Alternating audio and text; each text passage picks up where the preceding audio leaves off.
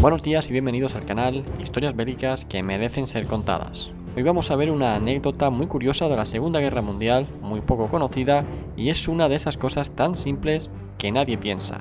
Y nos referimos a uno de los emblemas que llevaban los Panzers alemanes al inicio del conflicto, concretamente a este que estamos viendo en pantalla, esta gran cruz blanca que adornaba todos los carros de combate, así como otros vehículos. Hay que destacar que este simbolismo llevaba siendo utilizado por las tropas teutónicas en general desde aproximadamente el siglo XII y que se fue readaptando con el paso de los años.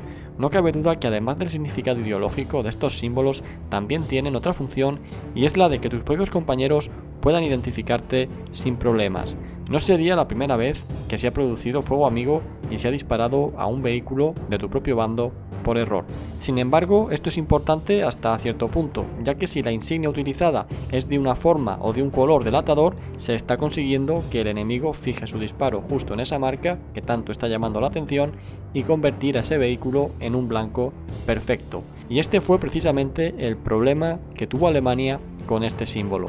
Para verlo detalladamente tenemos que remontarnos al inicio de la Segunda Guerra Mundial, concretamente a la campaña de Polonia, donde los alemanes ponen en práctica por primera vez su llamada Guerra Relámpago o Blitzkrieg, usando en ellas a grandes formaciones de carros de combate que debían servir de ariete y romper las líneas enemigas para dar paso posteriormente a la infantería. A medida que fueron avanzando por el territorio polaco, fueron sufriendo sus primeras bajas y con respecto a estos primeros Panzers abatidos, rápidamente se dieron cuenta que los disparos estaban concentrados alrededor de estas cruces blancas. Vieron que esta cruz resultaba realmente llamativa y hacía que fueran detectados con mayor facilidad a distancias medias y a distancias largas, convirtiéndose en blancos perfectos para la artillería enemiga y sus cañones antitanques. Esto les obligó aproximadamente a finales de la campaña polaca a cambiar esa cruz blanca por otra cruz negra con borde blanco menos visible, cambiando nuevamente este símbolo que duraría hasta el final de la guerra.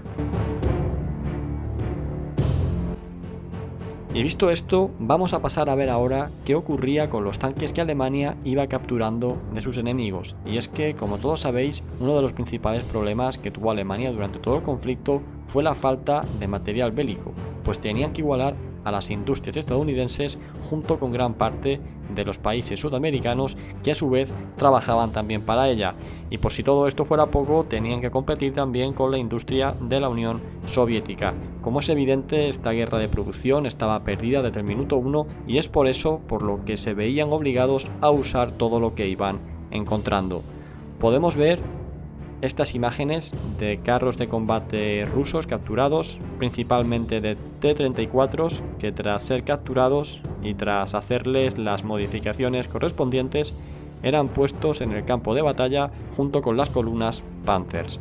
Estos tanques, como es normal, iban especialmente marcados para que fuera visible desde todos los ángulos que eran alemanes, pues de lo contrario hubiera sido muy fácil confundirlos y destruirlos por algún alemán despistado.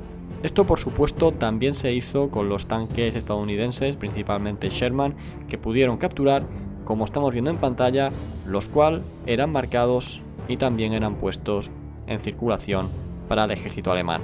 Y bien, hasta aquí esta curiosa anécdota que sin duda ha merecido ser contada y espero sinceramente que os haya resultado de interés y que hayáis aprendido.